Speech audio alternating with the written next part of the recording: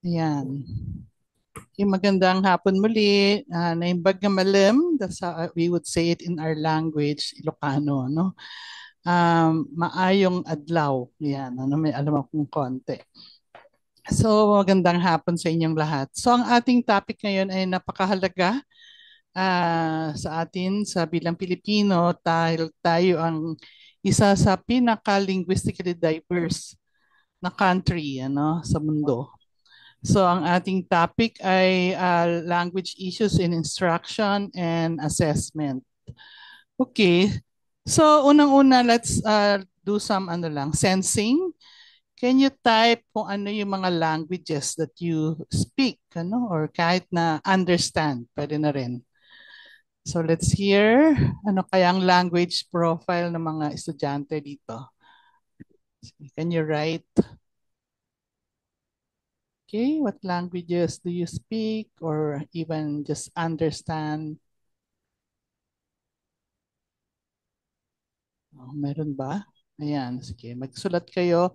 So, scan tong Slido or go to slido.com and input this number.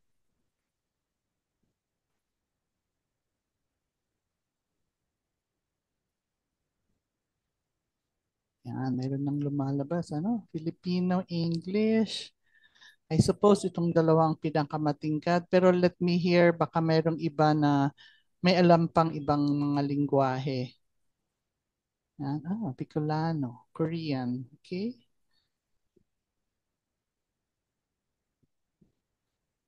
English, Filipino, Tagalog, okay. Bisaya.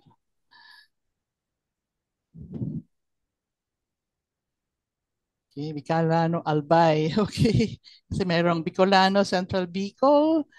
Yan. Bicolano, Sorsogon, Mainland Chinese, okay. Ilocano, Basit. Basit means konti, ano? Mandarin, okay. Mainland Chinese, Mandarin, Hiligaynon, Japanese, Ilonggo, French, okay. Yan. Okay. So nakita natin dito na mas matingkad ang English, ano? Halos mas matingkad pa ng konti kaysa Filipino. So itong dalawang to, ang tawag ito ay mga dominant languages, ano? Pero meron ding nagsasalita mga non-dominant languages kagaya ng Bicolano, Bisaya, Ilocano, Hiligaynon, ano? At may mga foreign languages like Nihongo or Japanese. Kasi hindi lang naman Nihongo ang Japanese. May mga ibang mother tongue sa Japan, ano? Na hindi Nihongo. Okay, Latin. Sige. So parang dito na nakikita ko na ni isa walang nagsasalita ng IP language, ano? Kahit man lang, ano ba, Ibatan, kunyari, ano? Okay, sige. So, thank you. Keep on typing. So, ang next na tanong ko ay, how can the child, so wala tayo magiging teacher, ano, or maging instructional designer, or mag-work sa school or sa community as educator, ano? So, paano kaya natin magagamit yung learners L1 sa classroom? Okay? So, can you, write down, aside from medium of instruction, that's very broad, ano? So, how can we use the child's language? Or L1, yung kanyang mother tongue, yung strongest language niya sa classroom. Okay, so as a foundation of knowledge, okay, emphasizing difficult concepts. Okay, great. Okay, some more. Expression of ideas. Contextualizing different lesson as a bridge to learn L2, to translate vocabulary, okay. Storytelling for communication. Meron pa? 8? 8 lang ba ang may ideas? Okay, sige, may umahabol. Tool to strengthen rapport. Okay, great. Parang, yan. Translanguaging. Ayan, ano? New word, translanguaging. Papag-usapan natin mamaya. Mhm. Okay, meron pa? Nine. Okay, casual communication. Yan, okay. So, natutuwa naman ako na ano no na nakikita niyo yung value ano kasi yung mother tongue or child's language kasi pinag-usapan din natin to sa UDL, 'di ba? Na importante na ano um we utilize kung ano yung language na dala, ano? So, dito sa UDL, makikita natin sa mga readings, ang tawag nila sa Amerika, kasi sa UDL naman to nagsimula, ay ELL, ano? English Language Learners. So they are, yung meron silang yung aware sila na may mga bata na hindi native English speakers. And so they call them ELL, English Language Learners. Pero ngayon, it's becoming politically incorrect to call them English learners, ano? Kasi parang medyo may pagka-deficit 'yon. Parang it focuses on what they lack, ano? So, ang nagiging bagong term ay emergent multilingual. Okay? Emergent multilingual or emergent bilingual children. So, yan, they're becoming bilingual. So, hindi big sabihin na, kasi kung English learner, they will forget their mother tongue or their home language and just learn English. Pero pag sinabi mong emergent bilinguals or emergent multilingual, then you are sustaining the idea that even after they learn English, they maintain their mother tongue. Ano? Okay. So sa Pilipinas, ito yung mga leading languages that are spoken or dialects. But be careful again, even with the word dialect. We call it, nung unang panahon, mga Amerikano, ang tingin lang ang language lang ay English. Ano? So yung mga na-colonize nila, Tagalog, Ilocano, dialect. Ano? So mayroong hierarchy.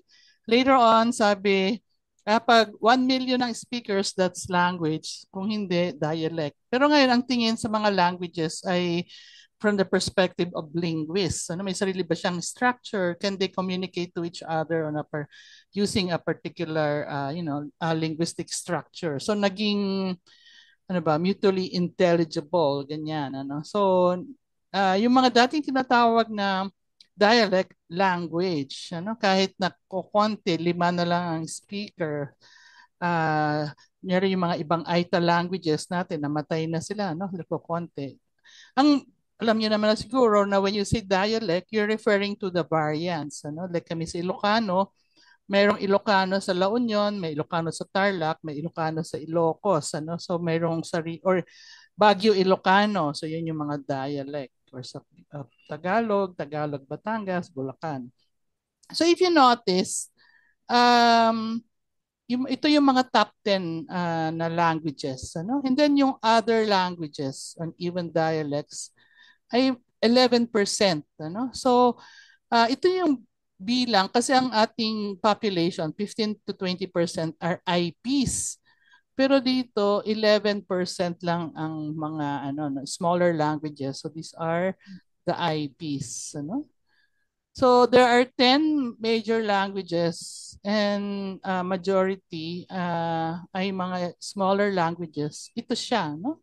So ito yung mga I wish in the future na makikita natin pag mayroong discussion. Ano ang wika mo? Ano? I wish that marirepresent yung mga languages natin. Ano? So, ayan. I'm sure that for some of you, may mga ngayon lang marinig yung mga languages na to like Mandaya, Sangab, Itnek, Masadiit, ganyan. Ano? So, it's good to get to know them kasi they're part of us. Okay, so when you say mother tongue, sometimes it's called first language, home language, L1, or the strongest language.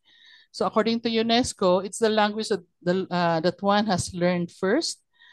one identifies with. So like sa Pilipinas, sabi natin ako ay Bisaya, no? So we identify the language is ano no yung ethnic minority group or ethnic group is the same as the language.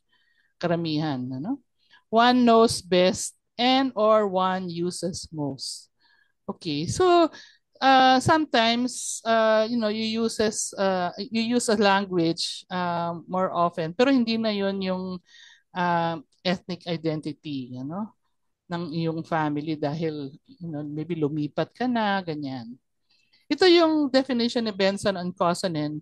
One speaks and understands competently enough to learn age-appropriate academic content. Ano? So ano yung wika na magiging vehicle para matuto ang isang bata, no? Hindi yung, kunyari, nag-aaral siya ng math, aaralin pa niya yung English dahil yun ang medium of instruction. Paano niya maintindihan ng math? So, parang nagkakaroon ng double burden. So, ito, ano yung most comfortable, strongest language niya? Okay? So, ano yung L2 and L3? So, these are additional languages. So, usually, yung mayroong Navarine na framework, the national language is the L2 and then international language is the L3. So, in our case, Filipino and then English as of this time. So, in-emphasize yan ng dating Presidente Aquino na we should be trilingual as a country. So ito yung mahaba yung ating kasaysayan, para magkaroon tayo. I'm sure most of you know or all of you know na meron na tayong policy on multilingual education or mother tongue based multilingual education na pinipilit tanggalin ng mga ibang mga politicians and groups.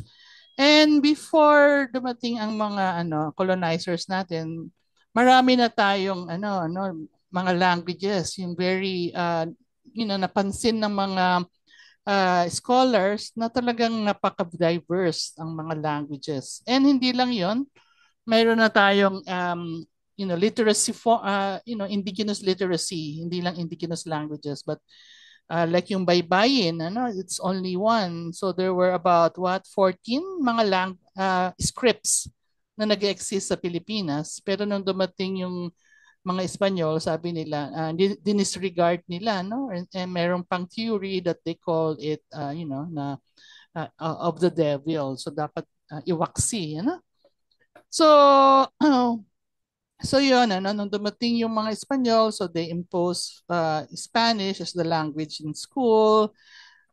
Ginagamit nila yung mother tongue to convert, and then, pero kung nag-aaral ka, Espanyol, Latin.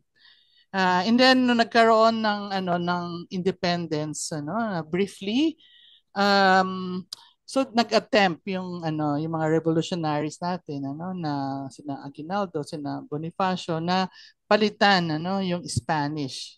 Pero hindi nilagay kung anong language ang ipapalit nila, And then the Americans came, English only.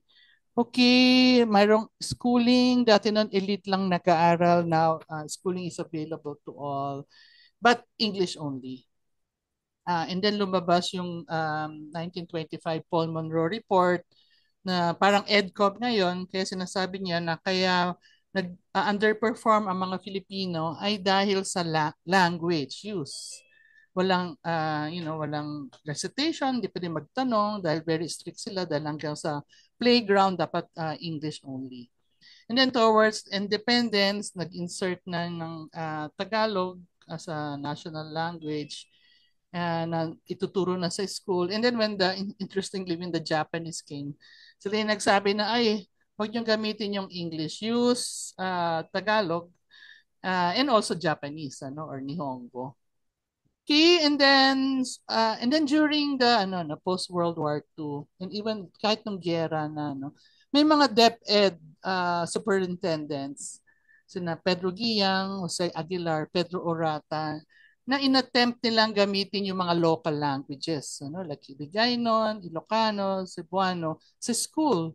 Okay, kasi nga we are moving towards independence. So noon English only and maybe they read the report of the Paul Monroe Commission. And so they started introducing yung gamit ng mga local languages sa school. And nakita nila na maganda yung result.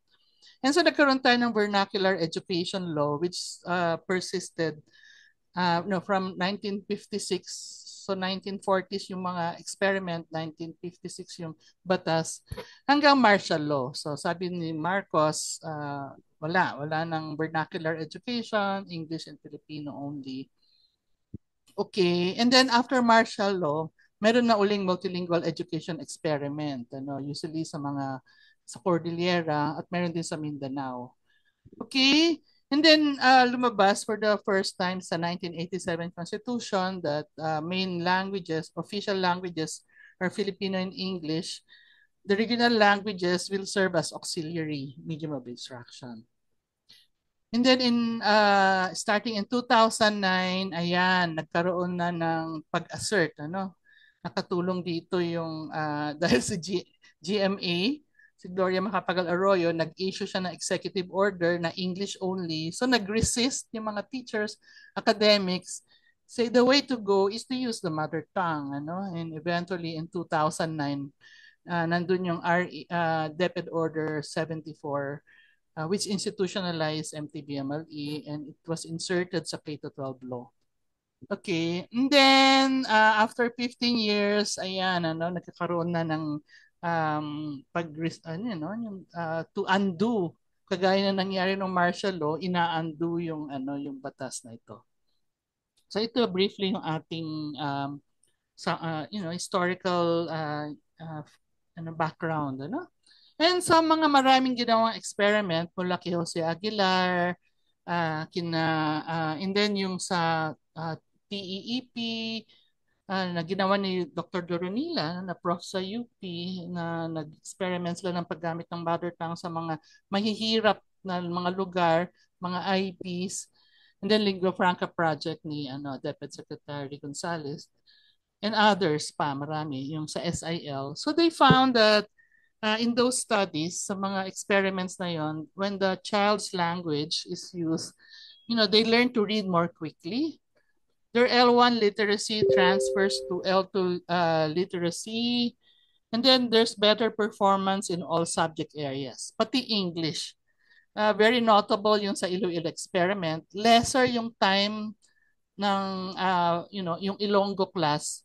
They started with Hiligaynon pala, And then they had less time to learn English dahil nga they started with Hiligaynon. Yung control group they use English all the way.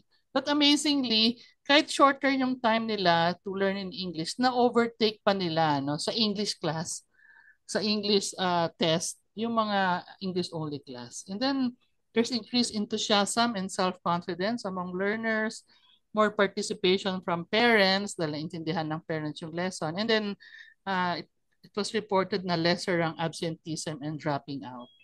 And even sa Pilipinas, when MTBMLE was introduced, yung sa report ng IP education, less ang bullying ng mga IPs dahil nga nare-recognize yung languages nila at ginagamit sa school. Okay? So ito yung ibig sabihin yun sa legal basis. So talagang dito sa ating batas, gusto niya na talagang i-maintain natin yung ating pagiging multilingual and multiliterate. Okay, so ito yung DepEd Order 74, RA 10533. So nakalagay doon that the mother tongue is the language of learning from kindergarten to grade 3. And then dapat may transition. Dapat hindi abrupt, from grade 4 onwards. And then may subject na mother tongue in addition to Filipino and English. Dapat yung language of testing is also pareho, aligned siya sa language of instruction, dapat may training, and dapat may materials development in the mother tongue locally developed. Okay, so it's instruction, content should be contextualized, localized, and indigenized. So in fairness to DepEd, ang dami nilang inisyo na DepEd order. So for example, ang pag-hire ng mga teachers ay dapat marunong ng mother tongue, mayroong paano kumamit, maghanap ng funding, paano equality control, assurance yung mga materials, anong language ang uunahin, paano isasama yung mga additional languages like yung mga IP languages, ano? And then itong IP office, IP Education Office, ito yung mga languages ng IP na binigyan nila ng materials. Ano? Dapat may orthography, mayroong grammar guide, mayroong spelling guide, mga ganyan. Ano? Mayroon silang parang, ano ba tawag doon, yung word list. Okay, parang mini dictionary. Ano? So, ang dami, mga more than 100. Okay, so yan. Pati CHED, ano, dahil sa batas na yon, may mga universities that they set up MA or PhD in multicultural education, indigenous studies. Okay, and then nag-issue ng CHED memo uh, na ano no encouraging universities to set up their IP education program. And then kasama na sa isang may subject na content and pedagogy for the mother tongue sa mga kumukuha ng EDUC, ano, elementary ed, saka BSED. Okay? So, na-institutionalize siya sa DepEd, pero sa ano, CHED, yan, 2017 pa, pero at least meron na. Kaya sa dami ng mga nagawa, no? And then maraming materials na produce, thousands actually na binibilang namin kung ilan in various mga big books, etc. And so it was quite ano no discouraging that in 2024 ayun nagkaroon ng move to amend the MTBMLE provision in the K-12 law. So tinanggal yung mother tongue, okay, na subject, pinalitan siya ng language and literacy, ano. Pero sa grade 1 lang, unlike dati na mother tongue from kindergarten, grade 1, grade 2, grade 3. And then sinabi na, okay, pwede kayo mag-MTBMLE pero optional lang sa mga monolingual classes. Pero dapat ganito ha, mayroon kayong ganito, ganito, ganito. At kung hindi maganda, yung result, i-discontinue natin. Ano? That's why we are moving to have this law nullified. Ano? Kasi nag-decide ng Supreme Court that MLE is constitutional. And nakalagay doon sa UN Convention on the Rights of the Child. Ano? Na signatory ang Pilipinas na dapat ay tuturuan yung bata based sa kanyang wika at meron silang karapatan na i-develop, i-revitalize ang kanilang wika. No? Kaya nung 2025, nagkaroon po ng report, sabi dito ng UN, ano? UN Human Rights Committee. Sabi doon, the committee is concerned that provision in the act on discontinuing the use of mother tongue enacted in 2024 may constitute a retrogressive measure. Okay. So the committee recommends the state party to consider reviewing the act. So may parang natatag ang Pilipinas na mayroon siyang na seemingly violation ng human rights.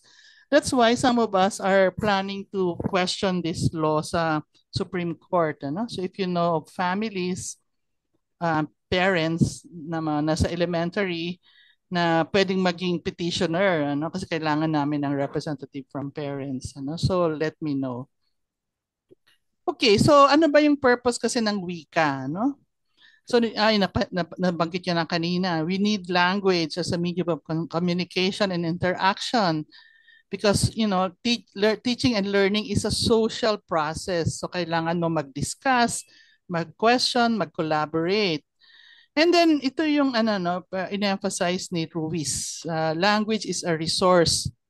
Okay. So it's not hindi siya pabigat or obstacle, but it's actually a resource for thinking and meaning making. Serve as an active tool that learners use to organize thought, construct understanding, solve problems, and express knowledge. So when children come to school, meron silang dadalang resources, funds of knowledge. So kasama doon yung kanilang mga wika, no? And it's also a marker of their identity, culture, and heritage. And so kung imagine if the school only values English, kunyari, or Filipino, and minsan pinagtatawanan, ay, ang tigas ng dila mo, para kayong ibon magsalita. So parang, dinidisregard at yung mga ibang mga ethno-linguistic group, ano, yung ating heritage. we should remember that when the Spaniards and Americans came, hindi we always say we were colonized, but we were not 100% colonized. There was a small fraction of Filipinos who refused to be colonized. Kaya sila wag doon ang mga Pilipinong na convert sa Catholicism, ang tawag ay Indio, at yung mga hindi na convert, sila yung pagano, no? And so, nagkaroon ng IP Rights Act 1997 na recognize yung resistance ng mga Filipino who refused to be colonized sa religion, sa education, but they had to suffer. They were deprived of jobs, employment, all sorts of benefits.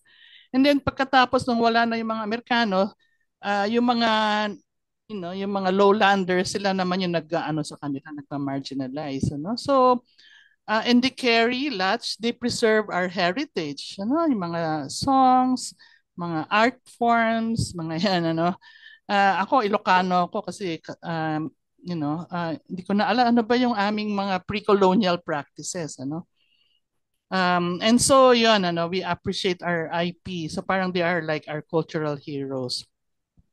Isa ring basis why we use multilingual education ay dahil sa theory ni Jim Cummins, isa siyang psycholinguist, the theory on developmental interdependence hypothesis.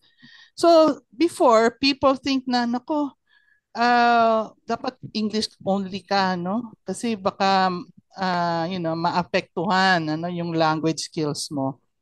But according to him, all languages, L1, L2, or L3, they draw from a common underlying cognitive system. Sandali, mayroong, excuse me, mayroong, ayan. Okay, so, ayan, mayroong common, ito yung common underlying cognitive system. So, ibig sabihin, pag nagiging multilingual yung isang person, na-strengthen yung kanyang cognitive processes. Yun. Kaya nga sinasabi na yung mga lola nyo, para ma-delay yung dementia, mag-aral siya ng new language. So, ayan, skills in the first language, L1, support the development of skills in the second language. So, they help each other. Stronger L1 leads to easier and stronger L2 learning. Ayan, may nagbanggit dyan. So educational achievements, since education is mediated by language, depends on having sufficiently developed language skills, L1 or L2, to handle classroom cognitive demand. Okay? So yun, So we sinasabi nitong theory na to that what is learned, what is developed in L1 transfers to L2 and L3, So unlike nung panahon ko, we learn everything, learn to read, write, I learned science, math in English. Grabe, maalala ko noon, meron kaming textbook, storybook sa school. Puro English and I wish maintindihan ko to. Grade 1 ako noon eh.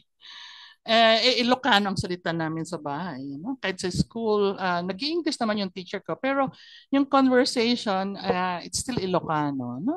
So parang, so it was very difficult. We had to learn all subjects using English. So we had to learn the English first before we could understand science, math. So, but now itong si Cummins and other thinkers, they're saying, you start with the L1. Dahil kung ano natutunan ng bata sa L1, mas madaling ma-absorb dahil naintindihan niya. At yung natutunan niya ay madali nang ma-transfer sa additional languages.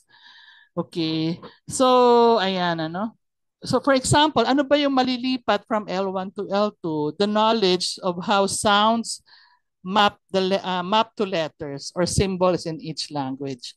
Yung F pala, sa Kapampangan, di ba? Marami silang F. Pag ginagamit yung F, pag nagsalita na ng English, yung F pala magiging parang PH. Minsan it is represented as PH sa English, Minsan F or PH. And then, as you recognize, as you teach a child in L1, you learn to read in your L1 or Filipino. You recognize the spelling patterns. May tamang spelling pala, no? Meron palang letter combination, mayroong grammar rules pala. Meron palang tama at mali na pagsusulat, ano, or pagpropronounce ng language. So the same knowledge will easily transfer to L2. And then the understanding na bawat wika ay meron siyang writing system, may rules and visual form, ano? And so lumaki ka na ano na Filipino English left to right, and then you learn yung Arabic is right to left. And there are languages like yung lumang Chinese or lumang Korean, top to bottom. Kahit naman yung baybayin natin, ano, it was top to bottom. Iniba lang ng mga Espanyol kasi hindi nila maintindihan or nahirapan silang intindihin. And then habits and attitudes about literacy. Now, this is very important. Ano? So if you learn to love reading, if you learn to love, speaking, listening, writing in your L1, the same attitude will transfer to L2. Ano? Pero kung ang first encounter ng bata sa English, ano, nahirap siya, confused siya, hindi niya maintindihan. So negative na yung initial experience niya sa literacy, and it will be harder as he gets older. Then ito yun, ano, metacognitive literacy strategies. Kasi as you learn, ano, i-summarize mo itong kwento na to. Okay, i-predict mo nga what will happen. What do you think will happen sa kwento na to? No? So as you learn these things, then it will be easy also to summarize Filipino in English, rather than start. Can you imagine you're learning the language and then you have to point out what are the 3 points, what's the summary. So sabi dito, for maximum results, caregivers, teachers must scaffold, extend, expand the learner's use of spoken and written language. So dapat may interaction, hindi pwedeng sasabihin mo lang gawin mo to, sapat pag-usapan nyo. So sa MTB-MLE, Mother Tongue Based Multilingual Education, yung pagtuturo ng second and third languages ay dapat mayroong phasing, mayroong logical progression, ano?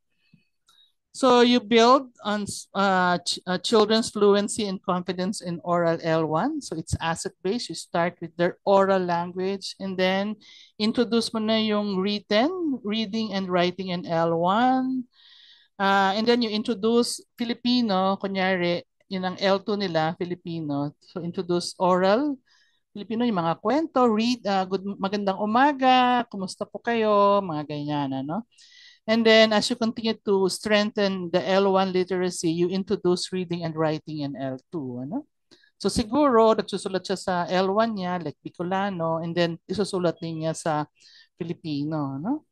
And then, ganun din, as they learn English, they start first with English, how are you, good morning, so yung mga kanta-kanta, oral L3, and then later on, or reading and writing in L3. So, according to studies, kung matagal itong process ng pag-build na to, at least 6 years na ginagamit mo yung L1 as a, one of the languages that are being developed, nagiging maganda yung result.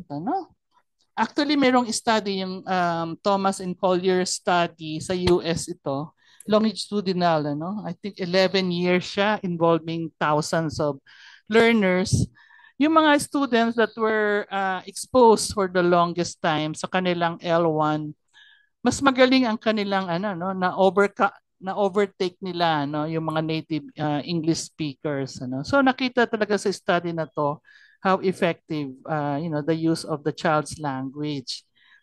So, yan, unlike yung old model, yung submersion, pagpunta sa school, bahala ka, basta English, yan, parang tinapon mo yung bata sa dagat or sa malalim na pool. Okay, survive, ganyan. But this one, we are scaffolding and building. So, ano ba yung MTB-MLE? Or sometimes it is called L1 based MLE kasi minsan yung word na mother tongue medyo contentious. Kasi minsan may mga lugar or communities na namatay na yung mother tongue nila. No? They are speaking. Kaya gumawa kami ng big book sa Dumagat sa may Rizal. So kasi before gumawa kami ng big book sa Aita Magindi, Mag-Ansi, sa Iwak, ganyan, Ibaloy. So meron kaming big books na bilingual ano, in their L1, tas Filipino or English. Tapos pagpunta namin doon, susulat na namin sana yung story kasi tungkol sa kanilang cultural master. Hindi na pala sila marunong magsalita ng dumagat, namatay na no, yung language nila. Tinanong namin, bakit? Kasi dahil daw sa discrimination, ano? So hindi nila sinasalita. Pero dahil sa IP education, ibinabalik nila, no? So you see, yung mother tongue dito is sometimes associated sa heritage language. But in instruction, we say we start with the language that the child knows. Kaya para wag masyadong para mas clear, we call it L1. Ano ba yung L1 niya, no? So it's an umbrella term for a systematic approach to using the learner's strongest language, like yung kanina, yung pinakita kong hagdan-hagdan, for basic or initial literacy. L1, to use curricular content like teaching mathematics, sciences, social studies, values. And then you use L1 to teach additional language. And for metalinguistic awareness, ano? Very interesting tong metalinguistic awareness. Makikita nila, nako-compare nila, ay ganoon pala ang kunyari Pangasinan, ay ganoon pala ang Filipino, ay ganoon pala ang English, ano? Nagkakaroon sila ng awareness of how languages work. So nakikwento ng isang teacher dahil ganun yung klase nila. Yung mga bata, nagtatanong na sila, no? Like yung English na yung class. Ma'am, ano i-translate mo nga to sa ano nga ba yun? Yung language nila sa ASI. Kasi Romblon yun, ano? So the use of the child's language is also, it affirms their ethno-linguistic identity. It can address ideologically dominant language belief, ano? So dahil sa colonialism, neoliberal ideas, English, pag marunong ka mag-English, matalino ka, mga ganyan, ano? So pwede niyang ma-address ito, no? And then it encouraged inclusive education and critical multilingualism. Okay, when you say critical, you do not see your L1 only as a bridge or a means to learn L2, ano? Na i-discard mo na siya magkatapos. So you maintain your multilingual capacity even after you learn English. So how it is done, ano? Yung aking dissertation, I studied particular district sa Benguet kasi sila yung model sa MTBMLE, sila yung pilot, ano?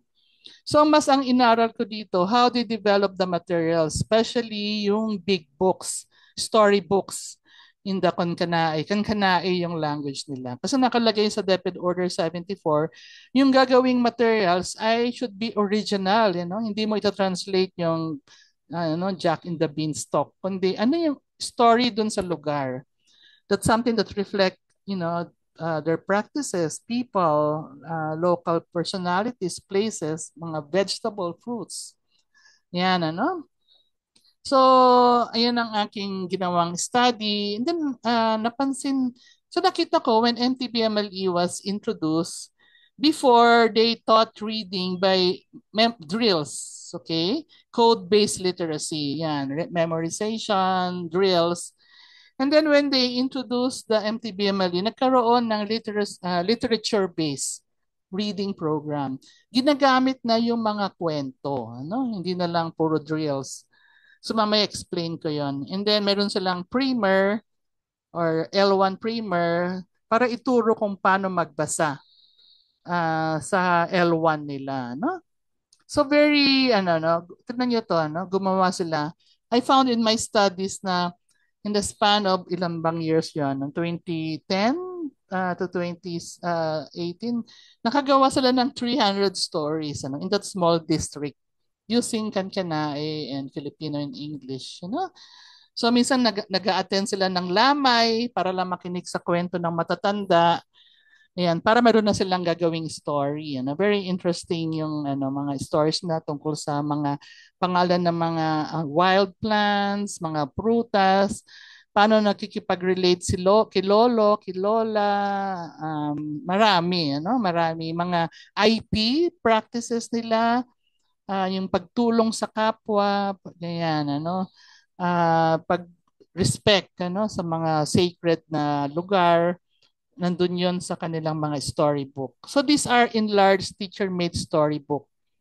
Kaya ito introduced in the 70s kasi nakita ng isang teacher na ay kukonti lang pala sa mga bata sa New Zealand. Ito yung mga Pacific Islander. Ang merong bedtime stories. Wala silang bedtime stories. And so the teacher gumawa, pinalaki niya, no? In-enlarge niya yung storybook para meron i-simulate nila yung bedtime story sa klase. So these storybooks are used to teach literacy and then content areas. Gawa-gawa nila at ang nagdo-drawing ay yung nagpipinta sa sa wall. Isang 19-year-old girl, siya yung taga-drawing nila, no? And then paano nila ituro yung alphabet? Okay, if yun ito syempre English. For those of you na language major, alam nyo na ba pang yung marungko style? If you're teaching Tagalog or Filipino, hindi yung abacada. No? You start with M, S, A, I, ganyan. Ano yung pinaka most frequently used na sound? So, i-analyze mo yung language. Siguro kukuha ka ng ilang pages ng mga salita and then bibilangin mo. Kunyari, Biblia, for example, bibilangin mo, ano ba yung most frequently used sound? So ito yung, ituturo mo yung pinaka most frequently used sound para maraming words ang mabuo. Yung, kunyari, kahit na dalawa, tatlo pa lang na letters ang tinuturo mo, pwede ka nang gumawa ng kwento.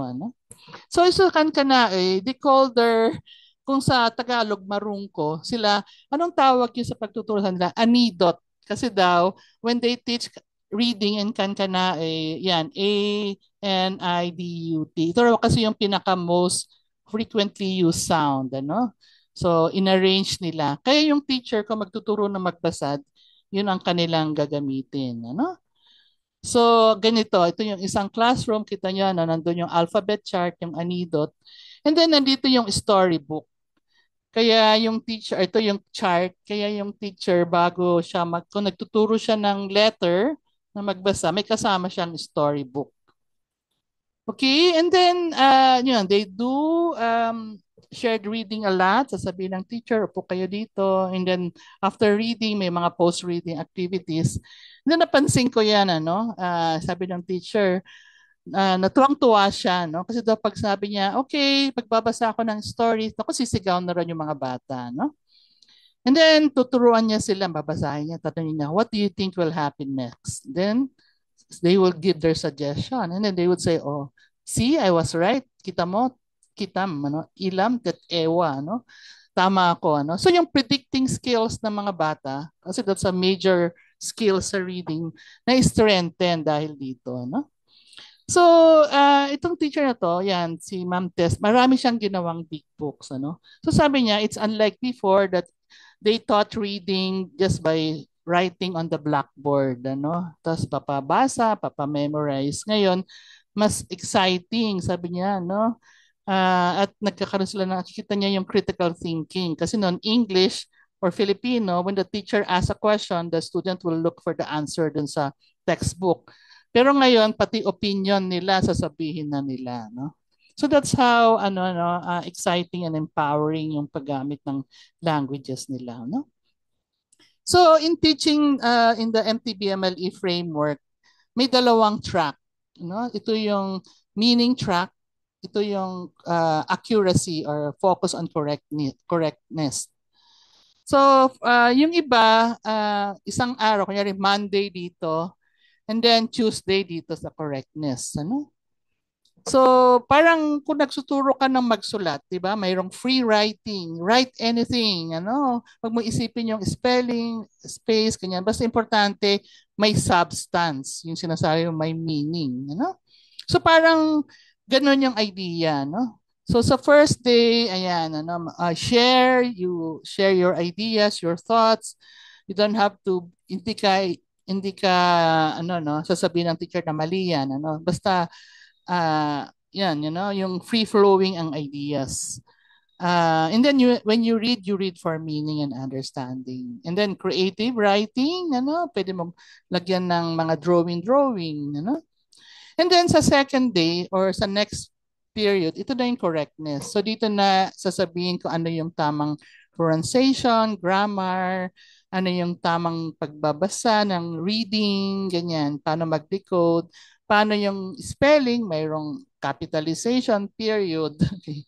Sabi nila noon, puro lang dito sa correctness, ano. Kaya tuloy, yung essay, kung magsulat ng essay yung mga bata, parang walang laman, concerned lang sila na tama yung spelling, capitalization, ano. But for this, since they are using their mother tongue and you would like to develop thinking skills through the mother tongue, so you are using itong two-track method na to. So ito rin yung example, yung may Bicol dito, ano. So ituturo mo yung Bicol, ito naman yung kanilang sound frequency. Ito yung sequence of letter, ano. So NAIGUO.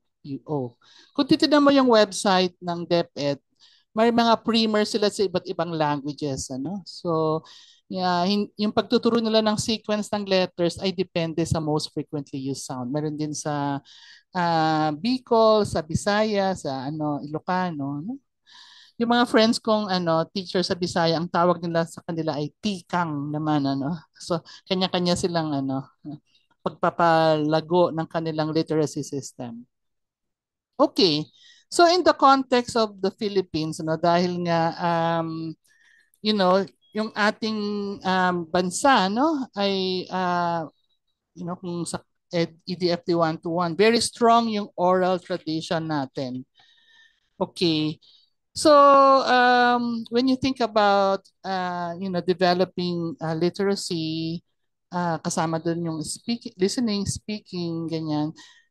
Maganda na we build the child's higher order thinking skills, critical thinking, building on their oral language skills, orality. Okay? Kaysa kasi minsan masyadong nagiging dominant, privilege masyadong yung literacy. So we need to remember that our country is still a predominantly oral-based society. Yung mga indigenous learning system natin, indigenous knowledge, ay they've been passed on through generations. Imagine yung mga chants, kunyari sa Benguet, may mga chants sila pag may namamatay. It would last for weeks. Yung mga stories, yung mga proverbs, they've been passed on through oral traditions. Sa mga kanta, sa mga tula, sa mga chants, ganyan. Yung iba piniperform sa sayaw, ano? So we have a rich, yung ating orality is very, very rich. However, dahil sa inintroduce ng Western yung education, masyado sila masyadong literacy based. Okay, or yung written form, ano? Kaya as teachers, as Filipino teachers, we should strengthen, Kasi hindi naman tinuturo yan, hindi yan tinuturo sa college of very normal college school, hindi tinuturo yan kasi ang perspective is very Western. So as Filipino teachers and as we use the mother tongue, we should strengthen, recognize and strengthen yung orality ng mga bata, ng mga learners natin. And we should problematize, question na yung dominance ng literacy as a measure of smartness. Kunyari, yung bata, nagsulat siya, maganda yung sinulat niyang essay, ibig sabihin mas matalino siya compared sa bata na hindi pa siya marunong magsulat pero magaling naman siya mag-explain. Kaya niyang explain kung anong nangyayari sa paligid niya. Okay. So, ayan, dahil nga mas binavalue ang reading and writing na hindi masyadong nare-recognize yung oral language. And then as we use the oral language more, the children or our learners gain confidence. They can demonstrate their knowledgeability compared to the usual practice that they have to express what they know in written form. But if orality becomes more, recognized sa classroom, then nagkakaroon sila ng confidence. And then, ayan, sometimes nasihirapan magsulat, ano, like sa ALS. Ayan, ano, yung sa ALS kasi karamihan ng estudyante namin, syempre galing sa mahihirap, hindi naman sila lumaki na may mga libro, ano. Kaya tapos pipilitin silang magsulat ng essay. Dati kasama yan sa exam nila, no? So hindi na, anong gawin? Pag suturo ng essay, nahihirapan sila magsulat. Wala silang, minsan nagkokopyahan na lang sila. And then naisip namin, what if ipakwento muna sa kanila, no, yung topic. So kunyari ang topic is ang pangarap ko sa buhay, ganyan. Ang taong aking hinahangan, yun naman yung usual topic nila. So ipapakwento muna namin sa kanila verbally, okay? And then sa kanila isusulat. So mas naging richer, ano, naging richer yung kanilang mga essays as a result of that practice. Okay, the same thing, ano, kunyari sa math, problem solving processes, they explain it first, they demonstrate, and then saka isusulat. So how do we develop, enhance yung oral language skills ng mga estudyante natin, ano? So yun sa circle time, you use open questions, then closed questions, storytelling, games, ano, yung mga laro, group work. Okay, so they will be talking to their group or pair verbally. Cultural and art expression, like they can, recite kung ano yung mga poems, mga kanta, mga chants, or they can dance using yung kung ano yung indigenous performance, or they can interact with the community knowledge bearers. Maybe interviewin nila yung pinakamagaling mag-weave, pinakamagaling na singer, or yung kahit na ano tanod kunyari ano sa community. And then yung hands-on mga field trips, pwedeng in-school field trip. Okay, so through these activities, nade-develop yung kanilang mga oral skills, ano? And then isa rin na one way to develop their language skills is yung wordplay, ano? Kasi kung ito mga Tagalog puns, ano? Yung aso, asosasyon, cat, pangkat. So, um, when they play, yung nag-wordplay sila, no? Masaya. Okay, they're, being social, part ng kanilang socialization process, motivational, and then it's the way to discover, nagkakaroon sila ng metalinguistic awareness. Nadidiscover nila na how languages work. Okay, kahit naman na, aso asosasyon, hindi naman talaga galing doon. Pero, dahil tumatawa sila, tutuwa sila. Okay. So, nagkakaroon sila ng habit, ano, na motivate na mag-isip pa ng mga ibang puns. Okay, so that's one way. Now, ano pa yung mga ibang strategies that we can use the child's L1, ano? So, ayan, binanggit na to in the previous lectures, ano, yung scaffolding, and may tinatawag na sheltering or sheltered instruction, ano. So, in the past, kung nagtuturo ng English or L2 yung mga teachers, bawal silang gumamit ng L1, ano. Dapat ang tingin nila sa L1 ay parang obstacle. So you should only use actions, ganyan, pictures, but not the L1, ano? Pero ngayon, yung mga bagong studies, nakikita niya ano ba yung function ng L1 in teaching additional languages. So these are some strategies. So for example, that kahit na L1 yung story mo, at the start of the lesson.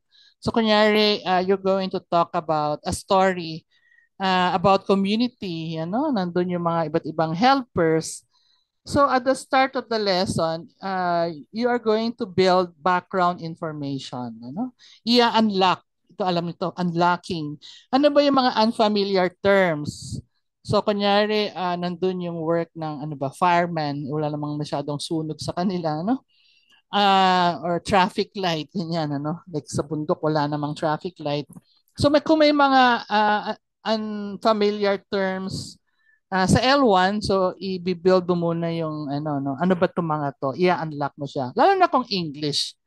Okay, kung English yung storybook, ano yung mga unfamiliar terms? So yun ang gagawin mo, no?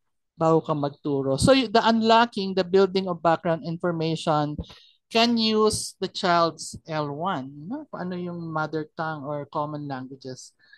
Okay, another one is to the use of the realia and then pictures. Okay, so students name or describe the object photo in their home language, then introduce the English or Filipino terms. Magdala ka kunyari ng, ano ba, may nakita ako, nagdala siya ng manok talaga, no? So they would, pinanood ng mga bata, nakipaglaro sa manok, and then they describe, what they saw in their L1.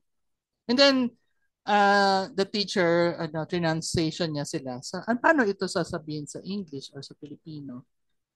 And then cooperative learning. Okay, so students in pairs will discuss instruction concept or ideas in their L1 before doing the task in their L2. And then capacitating parents. Importante, lalo na sa atin, that children spend only 6 hours sa school, the rest of the time nasa family sila, sa bahay, ganyan, ano? So para magkaroon ng integration, na masama yung parents sa pagde-develop ng no, may tinatawag na home literacy or family literacy. Okay, minsan when we think of MTB MLE, ang iniisip lang ng nila ay back translation. Madali lang naman noon pa naman kami nag-mother tongue. Kunyari, meron akong sinasabing sentence. Tapos nakatunga nga yung bata, hindi niya naintindihan. Okay, dito translate ko lang siya sa kunyari ano yung salita, Ilocano or Bisaya. Yan, ganun lang naman yun eh. Ganyan, ano? So yun ang kanilang concept. It's just back translation. However, that's no, it can be counterproductive. So can you imagine if you're teaching English o kaya Filipino, for example, ano? And then, meron kang tinuturo na terms sa Filipino at paraan ng pagsasalita sa Filipino, ano? Paano magpahayag, paano magtanong. Tapos, hindi nila naintindihan, ano? So, i-explain mo kunyari sa language nila, kunyari, ano ba, kunyari, hiligay no, ano, kinaray ganyan, ano. O magtuturo ka ng English, ganun ulit. Hindi nila naintindihan, dito translate mo na naman. So, ang mangyayari, instead of learning the L2, like Filipino, or instead of learning English, naghihintay na lang nila na ito-translate mo, ano? Hindi mo na nade-develop yung second language sa kanila. So it can be counterproductive. Kaya sinasabi na isa sa mga studies sa implementation ng MTBMLE, sinasabi, ay, hindi naman na nagtuturo yung teacher, pro na lang siya nag-L1, ganyan, ano. So dapat planado, ano? Planado yung paggamit mo ng languages sa classroom. So ang isang tingnan ko muna. Parang may mga nag-chat pa. Ayan. Puro good afternoon. Okay. So, ang isang paraan dito ay natawag na PVR or Preview, View, Review. Or minsan tinatawag siyang sandwich method. Ano? So, kunyari meron kang ituturo na isang concept. Kunyari ay ano ba? Yung pag no, kunyari ano ba yun? Yung water system, ano? Okay, yung state ng water, ganyan, ano? So, uh, so ituturo mo muna siya sa preview, gagamitin mo yung L1. Okay? So dito, magbe-brainstorming kayo, activating prior knowledge, ano? Ito yung lecture ni Sir CJ. Ano na yung alam nila, ano na yung ginagawa nila, ano? Tungkol sa tubig, ganyan, ano? Sa yellow, sa vapor. And then you use realia and illustration, the interview elders and culture. Ano ba yung cultural significance ng kunyari ng tubig, ano? Ano yung mga kwento tungkol sa tubig? You discuss vocabulary like melting, mga ganyan, evaporating. Okay? So you discuss that, you do a preview in their L1. And then kunyari Filipino, ano, ang inyong L2. you do not translate or merely repeat yung tinuro mo dito, ano? Hindi mo lang uulitin yung activities ito tapos ano, you will do a mini lesson, ano, a different way of approaching the topic. Okay. So maybe hands-on activity or maybe grouping, mga ganyan. So yan yung view, ano? So preview, view. And then in review, yung third phase naman, i-review nyo, i-review nyo ulit yung topic going back to L1, using L1. So using L1, you clarify misconception. Ano ba yung mga yung cross-language connection? Ano yung mga words natutunan natin sa L1 na ibig niya sabihin sa L2 sa Filipino? You notice the grammar, you notice the punctuation, ano yung similarities, ano?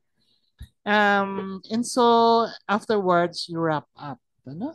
So this is a more systematic way of using the languages. So pwede rin sa preview ay Filipino and then English and then Filipino, no? Or pwede rin L1 nila, kunyari Tausug, and then English and then Tausug. Okay?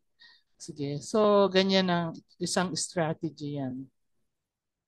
Ito rin yung paano paano mo ipaplano yung paggamit ng L1 sa class, ano? Yung especially dahil nga dito sa anti-MTBMLE, sabi na ups, ilimit na yung paggamit ng mother tongue dun lang sa mga certain places. Pero nakalagay naman kasi sa constitution natin na the regional languages are supposed to be auxiliary. Okay? So wala lang subject na mother tongue, pero auxiliary pa rin, ano? Yung languages na yon. Okay? So ang nawala lang yung subject na mother tongue. Okay? But in terms of instruction, dapat ginagawa pa rin kung ano yung language ng bata, no? Para maintindihan nila. So this is how you use the primary or the L1 language, to support learning. So ito na. And then yung sandwiching kanina, yung PVR. So ito naman bilingual instruction. So, parang sa eroplano, 'di ba? Kung sumasakay kayo ng eroplano, sasabihin nila sa iba't ibang wika, no? Paano maglagay ng seat belt, for example. So, kunyari may exam, you give the instruction in English and then ask a student to give the instruction in L1, ano? So, hindi naman pwede, so yun, so hindi lang yung teacher ang pwede magsalita, pwede yung student. So that's how it can happen. Pangatlo, ayan, dahil we are dealing with higher order thinking skills, okay? And in brainstorming, we value the substance kaysa yung form. Di mo naman sabi, okay, let's brainstorm. However, talk in straight English, proper intonation. So mahirap magkakaroon ng obstacle sa brainstorming. Kaya sa mga activities that requires brainstorming, sharing of novel ideas, ayun, you allow the children to use any language, the L1 nila or the language, gusto nila magtagalog or any language that they know, so that mas lalabas yung mga ideas, mga creative ideas nila, And then for reflection, so again, another higher order thinking, and this time sometimes it includes our emotions, ano? So when it involves thinking skills, emotions, then you let the learner speak in any language that they want to use. Okay, be there L1 or L2, ano? So encourage students to reflect on completed activities using their L1 or their strongest language. Okay, so now before I talk about translanguaging, meron bang tanong so far or any comment from the class? Yeah, anything? Okay, sige. Sino bang naka-raise ang ano? Okay, ba't ako naka-raise? Ma'am Sarah? Teacher Ched, meron pong question kanina yung isa nating student. Do we also provide teacher training programs to teach teachers other Filipino languages po? This is from Miss Carion. Okay. Do we train our, ulit nga teach? Sige po. Are there teacher training programs to teach teachers other Filipino languages? Okay. Yeah, yeah. Oo. Pero kasi ang DepEd, um, of course, kunyari sa UP, may mga ano tayo, no, courses sa CAL on Ilocano, Bisaya, mga ganyan, ano. Ah, sa Ilocos, ganoon din ano, may mga subjects sila to teach the languages. Dapat yun ang trabaho ng ano no ng mga College of Art and Letters. Um Tapos yun, nagtuturo tayo ng sign language kasi sign language is considered one of our languages, ano. So, ayan din, ano. So, sa summer may mga lessons diyan. Pero ang practice kasi sa DepEd, they would hire teachers among the speakers ano, sa community. Kasi may batas naman yung localization. So, kung mayroong instruction, kaya yung sa MTBMLE ano namin network, kasama namin yung mga nasa ano no, language department. Kaya yun, nagtuturo sila, gumagawa sila ng dictionary like si Sir Voltaire sa Waray, ano, marami siyang ginawang dictionary sa Waray, saka yung mga languages sa Leyte and Samar, ano. Ganoon din yung mga partners namin sa Bicol, mayroon din sa ano Ibaloy, mga ganyan, ano. So because of this policy sa MTBMLE, yung mga yung mga native, yung mga writers pala, no? Nagbibigay sila ng seminar on writing and then na-develop yung yung mga kung bas tignan niyo yung Wikipedia. Meron na tayong Wikipedia sa Waray, Bicol, mga iba't ibang languages. Kahit yung Google Translate, ano. Noon naman wala yung Google Translate, Filipino lang. Pero ngayon meron ng Cebuano, nauna na yung Cebuano, Ilocano, etc. No? So I think kayo ng advantage if DepEd would popularize this, then the community will do their part. Pero in terms of formal training, hindi lahat konti lang yung alam ko na gumagawa. West Visayas State University, uh, you know, Iloilo, Leyte Normal, ganyan. Ano? Anyone else? Meron pa ba? Bakit pati ako Sorry, nagtataas ng Teacher Ched, may pahabol naman akong question. So this is my personal question po. This is Teacher Sarah. What is your take po on code switching? No? So Ayan. acceptable po ba ito? Should it be encouraged? No? What can Yeah, we yeah. tell our teachers, especially those who will major in English, di ba? For some, they Mm, could be very strict na dapat straight English. No? So baka you yeah, can give us insights yeah, on that. yeah, And yeah. then I will. Jolly has another question din po. Maybe you can entertain him. Thank Sige you. nga, oo, thank you. Ano. Yeah, yung translanguaging, it was called code switching noong unang panahon, but now it is called translanguaging. I will explain why. So yes, yun ang ating next topic. Jolly, yeah, you want to say something? Hello po, good afternoon po, Ma'am Shed. Tawag po nito.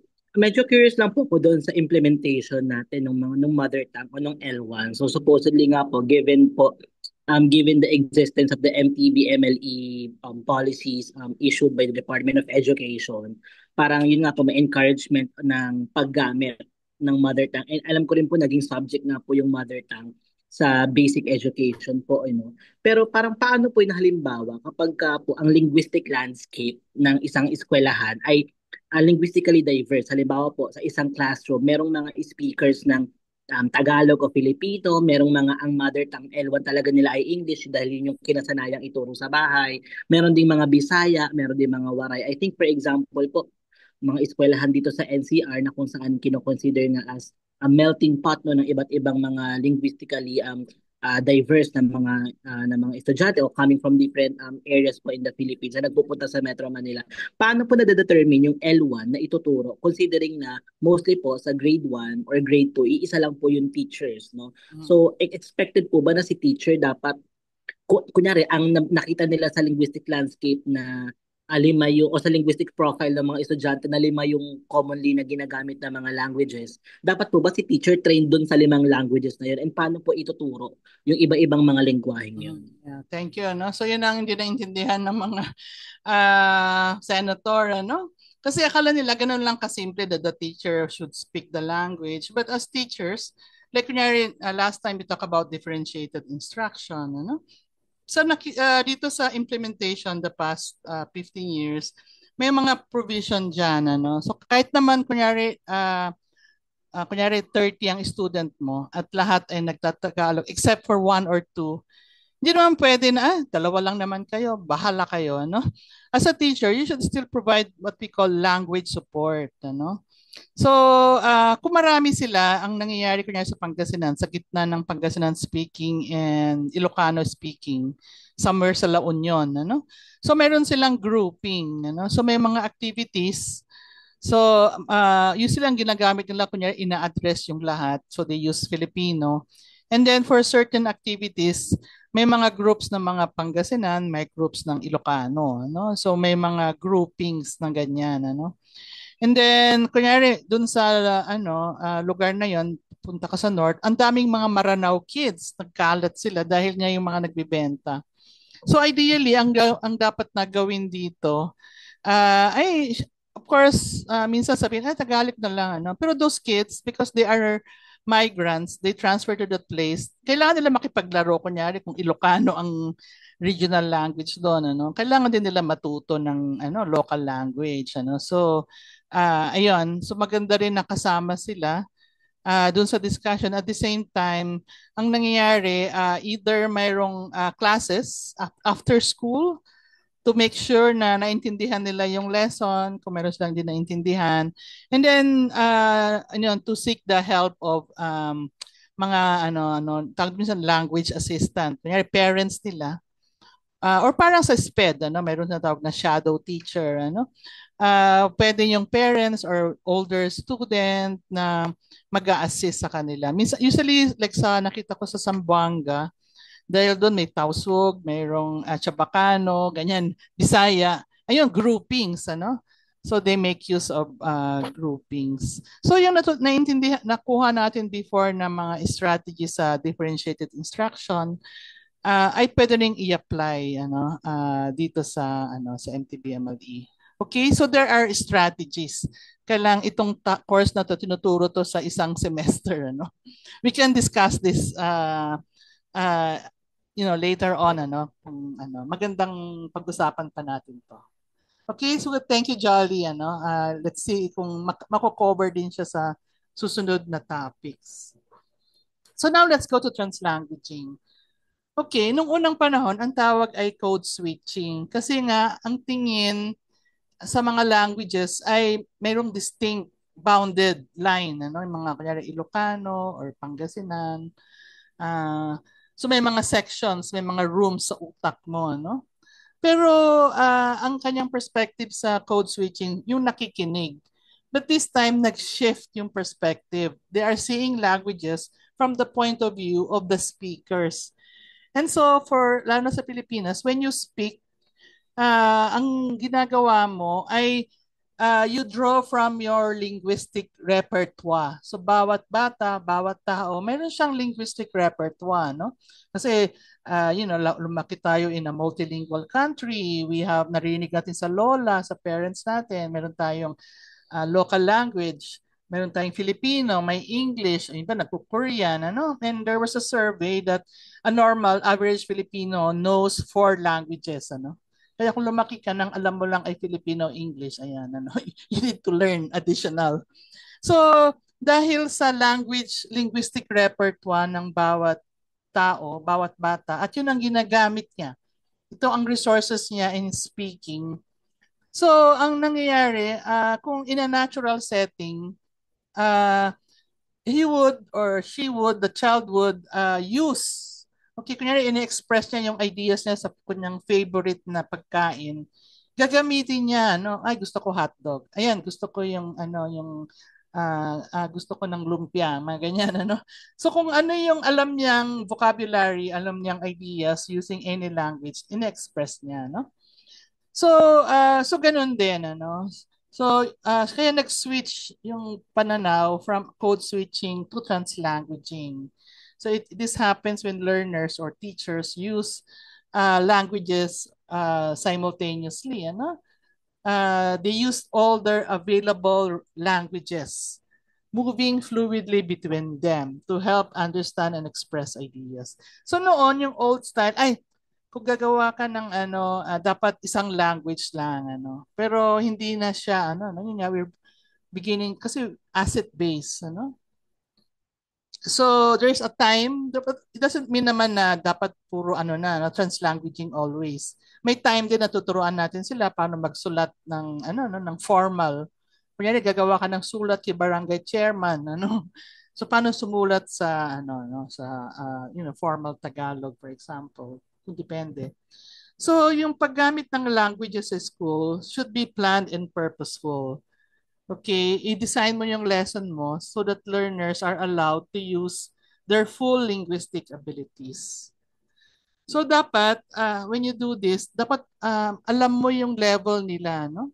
So there are two dimension ng language, receptive skills. So ito yung listening and speaking, ability to understand and process information across languages, ano? So, kunyari yung English, ano, yung bata na hindi naman siya lumaki sa English speaking na family, yung receptive skills niya sa English very limited. Pero yung receptive skill niya, pagkaintindi lang naman, ano, capacity to understand or speak. Kunyari yung kanyang language ay sinama. Ayan, ano, yung mataas. And then siguro Filipino, medyo medium, ano? So alam mo dapat ano yung receptive skills niya. And then productive skills, paano siya magsulat at magsalita, ano? Speaking and writing, okay? So maybe mataas ang receptive skills niya sa Filipino, pero pag susulat, productive skills, ability, ay limited, ano? So ito yung ability to express ideas flexibly across languages. So ayan kaya hindi lang kayo nasabi ko, who can speak ano yung mga L1 ninyo. So hindi lang speak. Pwede naman na alam nyo kasi productive skills na yung speak. Ano? Pwede kong sabihin nakakaintindi ng ibang languages, ano? So receptive skills. Okay. So itong receptive skills saka productive skills, pwede mo silang tignan in a continuum, ano? So this is one lang. Marami namang ways of how languages and these skills develop, ano. Isa lang 'to. So we are working. Kunyari yung isang bata ay lahat naman ng Pilipino, ng karamihan multilingual yung mga families, yung communities, ano. Um, although mayroong usually mas dominant ng mas ginagamit. Okay. Akala ko nga nun, minsan meron kaming field work sa La Trinidad, Benguet. Malapit lang yun sa Baguio.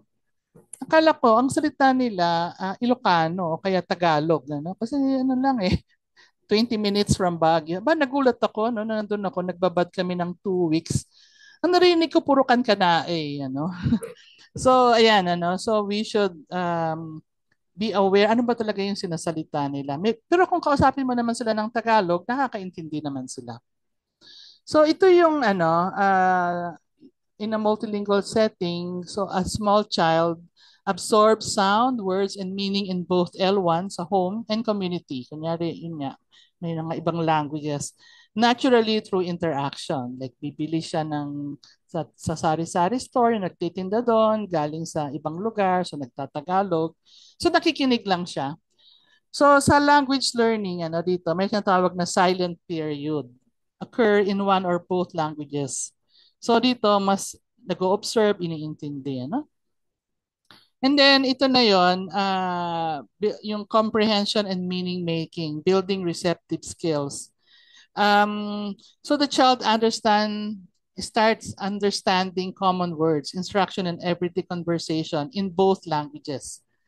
So naintindihan na niya kunyari yung tatay niya galing sa ibang lugar, tatay niya Tagalog, nanay niya ay kunyari ay Ibanag, ayan naintindihan na niya yung instruction, yung araw-araw na ginagamit. And then yung nade-develop na rin yung productive skills niya, no? So, emerging productive skills, child produces single words and simple phrases, sometimes mixing languages, ano? Code mixing or translanguaging naturally. So, kung paano, nag-uusap yung mga tao sa paligid niya, ganun din. And then expanded expression. So, ito na yung developing productive fluency. The child increasingly uses longer sentences and more complex ideas in both L1 and L2. Dati one word, simple phrases, ngayon ay mas mahaba na. No? So both languages continue to influence and support each other. So ginagamit niya. No? So from the outside, tingin mo, nagko-code switching siya. No? Pero from the inside, from the child, he's just utilizing all the linguistic resources. Okay, pati action, hindi lang yung spoken language. Kasi kahit naman yung sign language, mayroong tinatawag, we call it Filipino Sign Language, American Sign Language, pero mayroon ding natural na sign language na ginagamit, So, now how can we use this? Maraming paraan, maraming libro sa translanguaging. Okay, if you want to learn more, I think Ateneo, yung kanilang language division, they are holding courses on translanguaging. So importante na ito yung unlocking comprehensible input pag nagtuturo ka. And then building rapport in a safe learning place. Okay.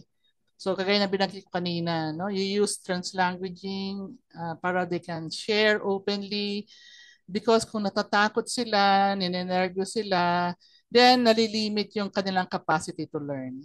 And then for meaningful expression, they can ask questions, their emotions using any language that they know. So ito yung isang example lang ka, no? Okay, so the teacher starts a discussion by asking a prompt question. So, kunyari, bago ka tumawid sa kalsada, ano yung gagawin mo? So, students can answer in any language. And teacher writes their answers, okay, on the board. So, exact. Kunyari, sabi ng isa, tumingin muna, yung isa ba, walk slowly, so may mag-i-English, may magtatagalog, kung nasa Ilocos kayo, siguro may magsasalita ng Kankanay or Ilocano, no?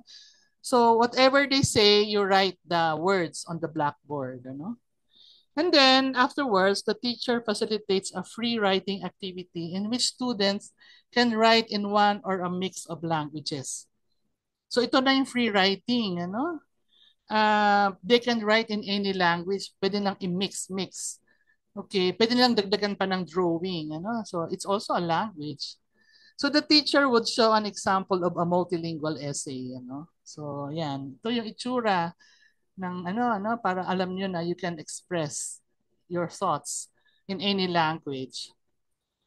And then formative assessment, did the student express meaningful ideas? So yan, ito yung parang rubric. Did they use their full linguistic resources to communicate clearly? Was there evidence of pride, ownership, or connection to their language and place? So, kasama siya sa formative yung paggamit nila ng kanilang linguistic repertoire. Hindi mo sabihin na English only, And then later on, the teacher may teach the students to revise their essay using a formal form of language of their choice. So sabihin nyo, if you're going to give this instruction in English or Filipino, yung pagtawid sa kalye, paano mo siya isusulat?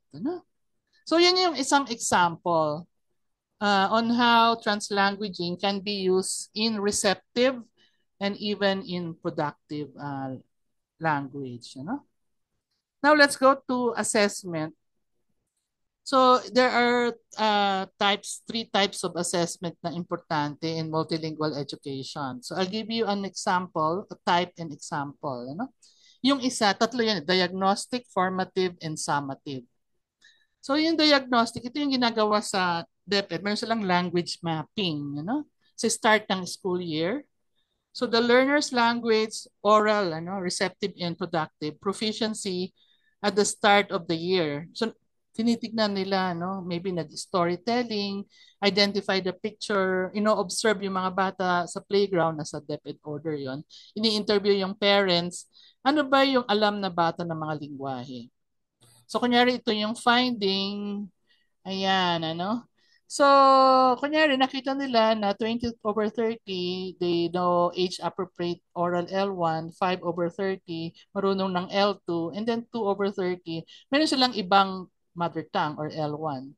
So, ito yung implication niya, no? Strengthen oral L1 and teach L1 literacy, develop L2 oral literacy, and provide language support to learners with different L1.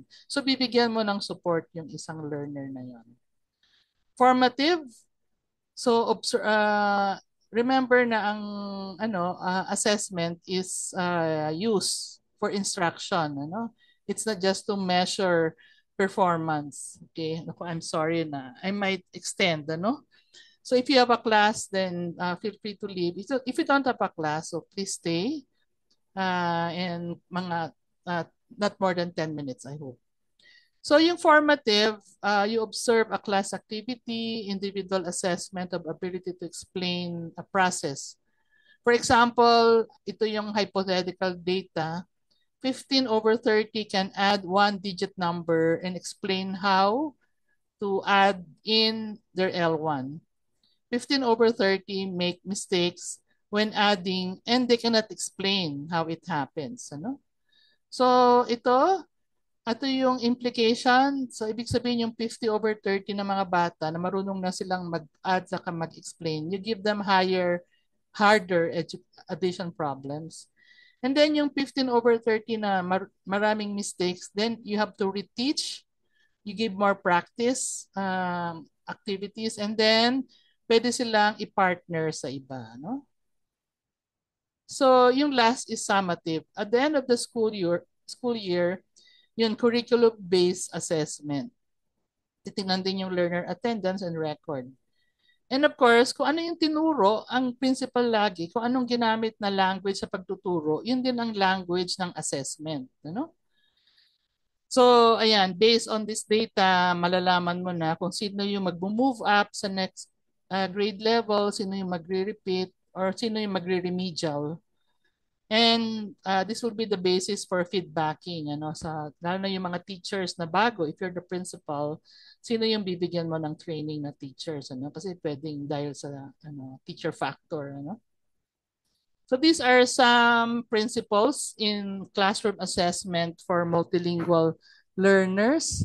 Support learning and growth. Assessment is integrated or embedded sa pagtuturo. The more na hindi napapansin ng bata na nag-assessment ka na pala, mas maganda. Ang focus niya is to improve learning, hindi lang to measure learning. So for example, nagbasa ka ng 2 pages ng storybook and then sabihin mo, you post, sino nga ulit yung key characters? Bakit siya nagalit? Mga ganyan, So, nagkikwento ka lang, pero assessment na pala yun, naka-embed na yung question, yung assessment doon sa pagkikwento mo, And there should be 2 separate assessment. One is to, dapat wag pagsamahin, One, separate assessment to measure meaning and understanding. Remember the 2-track method. So, yung isang assessment measures the student's ability to make meaning, communicate ideas. Another assessment to measure yung accuracy, yung correct form of, punctuation, reading, writing. Usually dito lang yung ina-assess, Hindi ina-assess masyado yung meaning making, Pero dito, because we emphasize, multilingualism, we emphasize critical thinking, importante ito, And then assessment should build on learners' full linguistic repertoire. Assessment should use multiple forms of evidence. So teachers gather a variety of data, observation, conversation, project performances, portfolio, traditional test. Para makuha mo yung kabuuan ng picture ng student abilities. And assessment should empower students as active participants. So turuan din sila mag-self-assessment. Kaya dito kaya nga dito going back dito kaya kunyari assessment ka sa math.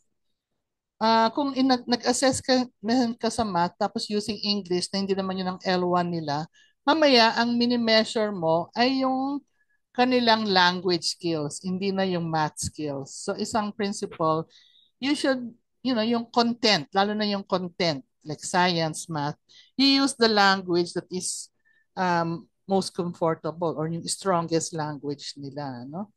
Kaya unless you are teaching, yung English or Filipino. Okay, so ito yung suggestion. Paano kung low ang receptive skills nila sa L2 like Filipino and English? Mahina ang kanilang pagkaintindi. Okay. So ito na 'yon, provide bilingual instruction, provide verbal instruction with visuals, pictures, preview the content, ayan, give a pre-assessment review of key ideas in L1 before assessment task in L2. Magbigay ka ng ito, yung lalo na kung older, mga high school, magbigay ka na ng bilingual glossaries or word bank. And then, partnering. Okay? And then, ito naman, what if they have difficulty in their productive skills? Like, kunyari, written L2. Okay, so kunyari meron kayong exam, kunyari English to, Usually yun ang mas mahirap kasi, Dahil magkabukha yung mga languages natin. So, imbis na pasagutan mo siya sa English kaagad, pwedeng mag-respond muna sila orally, And then, i-record muna yung answer nila orally and then sa kanila isusulat. Pwede rin na ganito, use of visuals and graphic organizers. Let students label diagrams, match visual with concepts, or complete graphic organizers with keywords instead of full sentences. So instead na masulatan mo sila ng narrative, keywords lang. Then ito yung binanggit ni Teacher Mighty, yung starters, sentence starters of frame. So the plant grows because, so complete the sentence. So ayan, allow code switching. So hindi yung magsulat lang sa Filipino or English. Ako rin kahit ngayong college sila, mas gusto ko minsan, gusto ko marinig yung boses nila eh. Kaya minsan, okay, you write in your natural language. Ano yun, lalo na kung if the paper requires them to share their insight. Collaborative writing tasks. So kung nahihirapan sila, they can work with their pair. And then dictation to writing transition. So the student dictate their verbal response to a teacher or use speech to text tools and then i-revise nila yung text using writing na. No? Okay, so let me end here. Let me just ask. Oops, ito yung so wala nang time but maraming salamat Diyos mabalos in Bicol, Namuaw in Kankanay, and Diyos de Agnina in Ilocano. So thank you very much class, and I will share na lang the recording in my presentation. So if you have any burning question, you may stay. Thank you so much, Teach. Okay, sige, bye-bye. Thanks, Teach. See you tomorrow. See you tomorrow. Yung aming class to. Bye-bye. Bye.